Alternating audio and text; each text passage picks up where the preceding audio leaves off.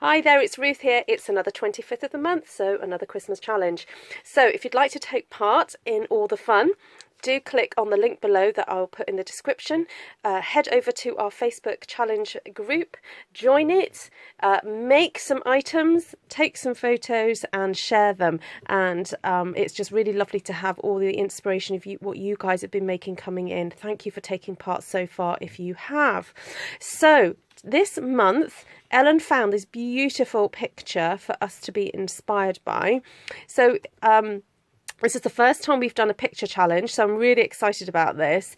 And isn't it gorgeous? Look at all these different elements that we can kind of get inspiration from. I'm particularly loving this wood grain, and obviously the colour scheme is just really Christmassy. But there's just some little hidden elements in there that I'm going to take inspiration from. So we have Denise over in America, Ladybug Stampin', and Rosalie and Ellen in Australia. So do head over to their blogs. Again, I will put out YouTube channels. I'll be putting links again below for you to see.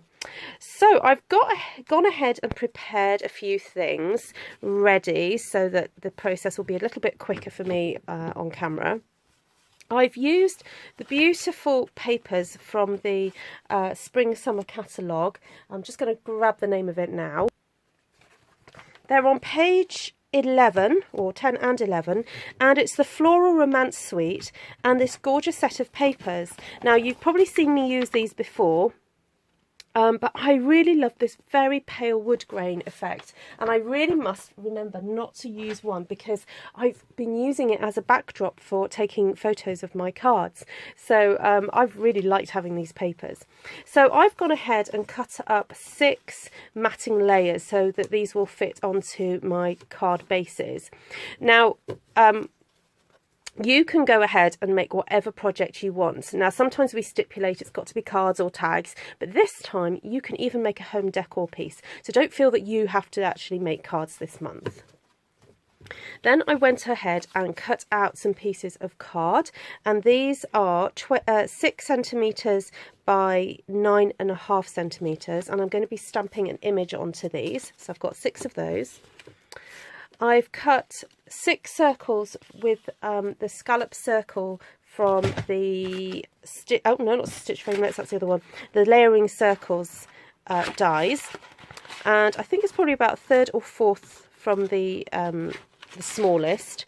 Whatever one it is, it basically fits around the 2nd smallest stitched framelits die. So I've cut out some 6 circles of those, and these are going to sit just inside, giving that little hint of the red scallop there, which is just perfect. I don't want to overdo it on the red on this card.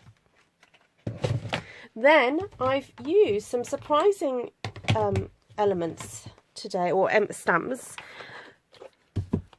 I'm going to be using the Baby Bear stamp, which is actually retiring, so if you do like this one, please do make sure you put that in your shopping basket, because we're saying goodbye to it and it's only available while stocks last.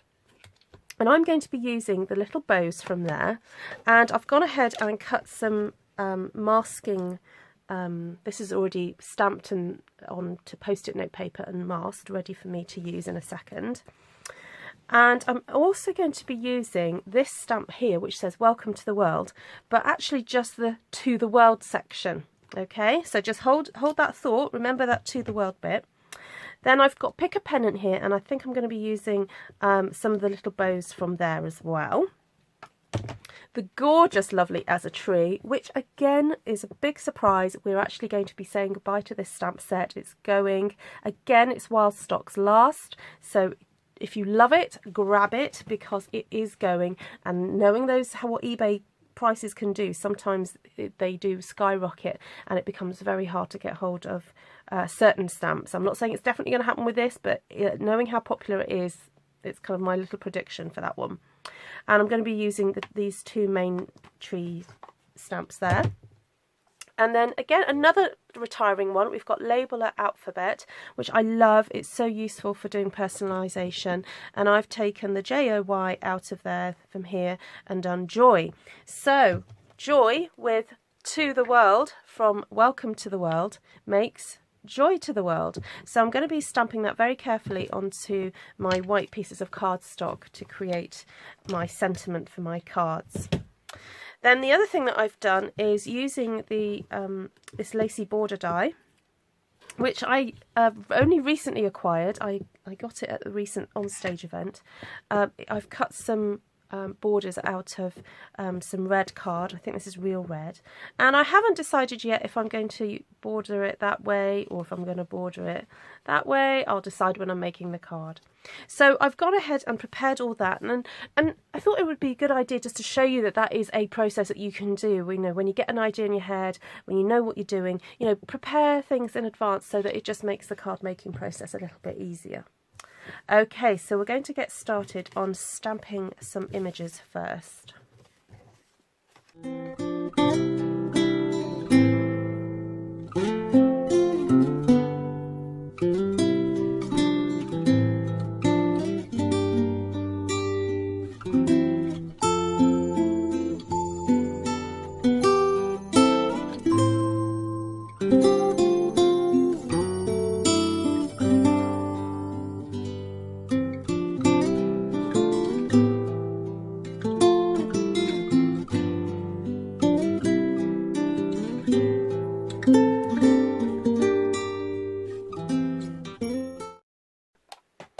So I'm taking Poppy Parade, and I've got the solid little bow here, and I wanted to put some little bows onto these trees. Pop one there. One there. I did think about masking these off, but I thought they were going to be so fiddly that it would completely take the joy out of making this card. So I thought I'd just stamp them on and hope for the best.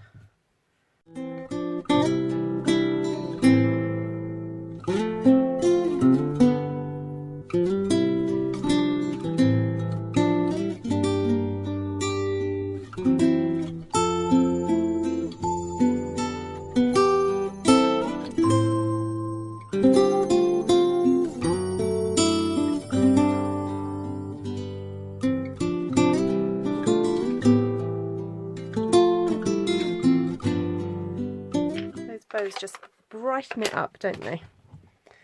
Right, so now to the sentiment.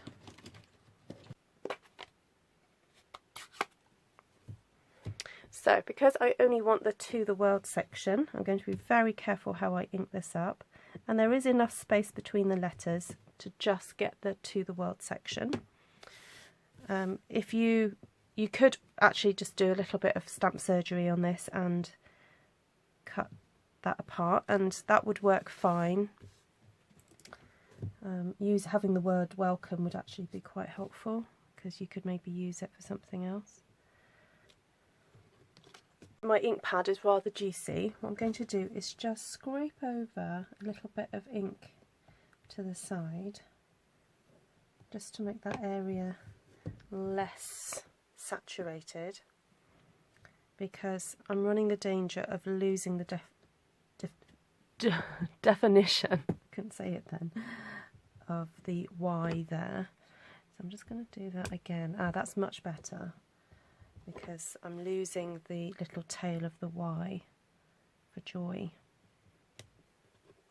Let's see how that one's better than that one. When the new catalogue arrives in June. Right, how gorgeous is that? What do you think? So I need to decide on my layout for the card, and it's quite fun once you've got your different elements to play around and see what you think looks the best.